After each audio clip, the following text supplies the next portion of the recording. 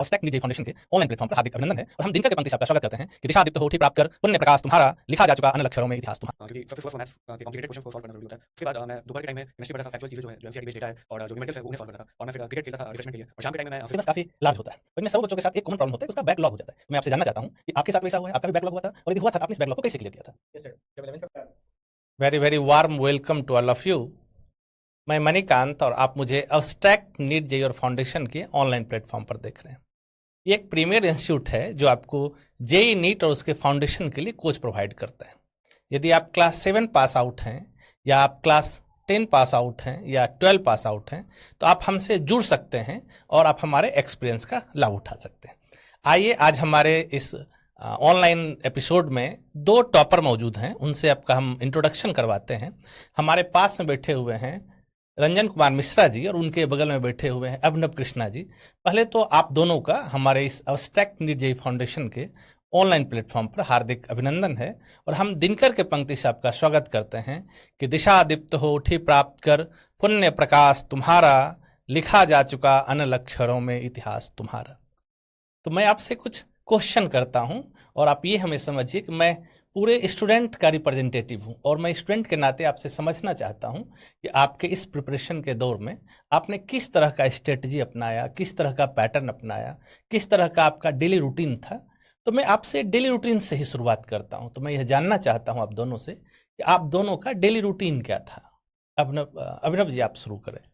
मैं सुबह 7:30 बजे डेली उठता था और मैं सबसे पहले मैथ्स पढ़ता था क्योंकि सबसे सुबह सुबह मैथ्स के कॉम्प्लिकेटेड क्वेश्चंस को सॉल्व करना ज़रूरी होता है। उसके बाद मैं दोपहर के टाइम में केमिस्ट्री पढ़ता था, फैक्चुअल चीज़ें जो है जो एनसीईआरटी बेस्ड डेटा है और जो न्यूमेरिकल्स है वो उन्हें सॉल्व करता था और मैं फिर क्रिकेट खेलता था रिफ्रेशमेंट के लिए और शाम के टाइम में मैं फिज़िक्स पढ़ता था और और रात के टाइम में मैं जितना भी आज का पढ़ा उनको रिवाइज करके मैं सो जाता। Thank you. अब आप बताएं आपका क्या डेली रूटीन था? सर, मैं रोज़ सुबह 7 बजे के आसपास उठता था और उसके बाद से मैं फ्रेश होने के बाद 2 घंटे लगभग 2 घंटे के आसपास मैं मैथ्स पढ़ता था। फिर मैथ्स पढ़ने के बाद दोपहर में मैं 3 घंटे के करीब में केमिस्ट्री की पढ़ाई करता था और उसके बाद एनसीईआरटी पढ़ता था क्योंकि इनऑर्गेनिक और ऑर्गेनिक में एनसीईआरटी के फैक्ट्स मेंस में बहुत पूछे जाते हैं, तो उसके लिए मैं पढ़ता था। और रात में मैं खाना खाने के बाद करीब 9 से 11 के बीच में फिजिक्स पढ़ता था। Thank you. अब मैं आपसे एक बात और जानना चाहता हूँ, जैसे कि जेईई का जो एग्ज़ाम होता है ये काफ़ी लॉन्ग ड्यूरेशन का एग्ज़ाम होता है। कुछ लोग क्लास 8 से शुरुआत करते हैं, कुछ लोग 10 से शुरुआत करते हैं। इस लॉन्ग ड्यूरेशन में जो सबसे मुश्किल काम है कि खुद को मोटिवेट कैसे रखें, खुद को इंटरटेन कैसे करें, ये काफ़ी इंपॉर्टेंट होता है। मैं आपसे जानना चाहता हूँ कि आप खुद को मोटिवेट करने के लिए, खुद को इंटरटेन करने के लिए आप क्या करते थे? रंजन जी आप बताएं शुरुआत में। सर, मोटिवेशन के लिए तो टीचर्स हमेशा मोटिवेट करते रहते थे। क्लासेस में टेस्ट होते थे, उसमें खराब मार्क्स आते थे तो उसके बाद टीचर्स ही मोटिवेट करते थे कि अगली बार और अच्छा मार्क्स इंप्रूव होगा। इसलिए टीचर्स मोटिवेट करते थे। फ्रेंड्स और फैमिली भी बहुत मोटिवेट करते थे। और उसके बाद इंटरटेनमेंट के लिए मैं जनरली कुछ देर टीवी देखता था और कुछ देर सिबलिंग्स के साथ खेलता था। आपका बताएं। मोटिवेशन का तो मेन सोर्स टीचर्स ही थे, फ्रेंड्स थे, फैमिली थे और कभी भी टेस्ट में स्कोर कम आया तो टीचर्स काफ़ी मोटिवेट करते थे। टेस्ट एनालिसिस के थ्रू पता चलता था कि आगे और क्या अच्छा करना है, कहाँ कहाँ वीक पॉइंट है, कहाँ इम्प्रूव करना है और मेनली तो टीचर्स का ही रोल था मोटिवेशन में। Thank you.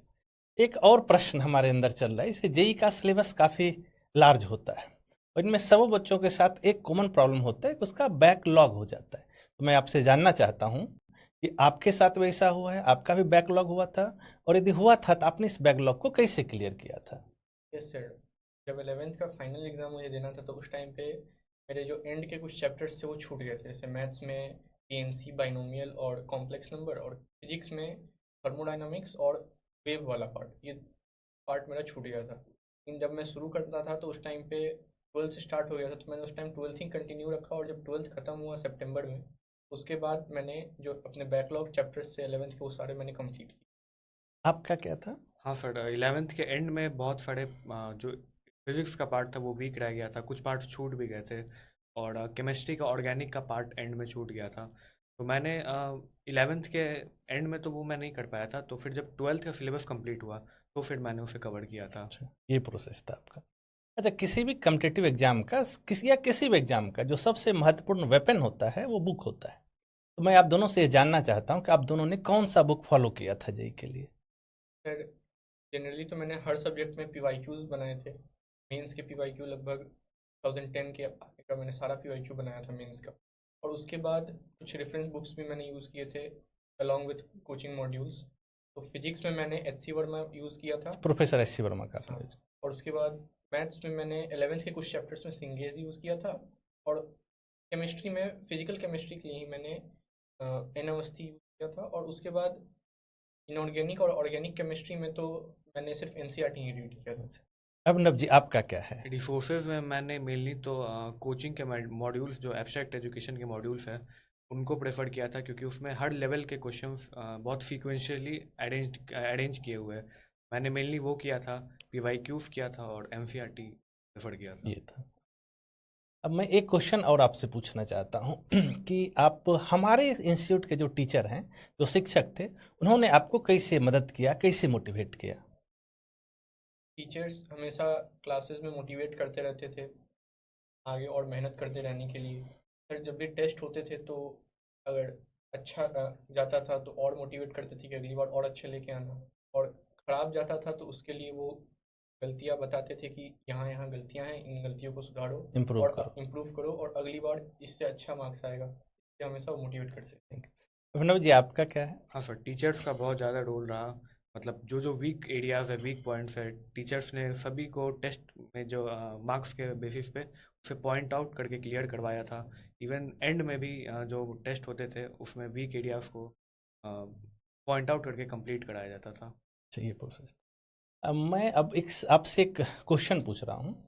क्या आप अगले एग्जाम के लिए, यदि आप जेई एडवांस का जो एग्जाम है या मेंस जो सेकंड फेज का एग्जाम है, इसके लिए किसी सब्जेक्ट को यदि इम्प्रूव करना है तो आप किस सब्जेक्ट को इम्प्रूव करना चाहते हैं।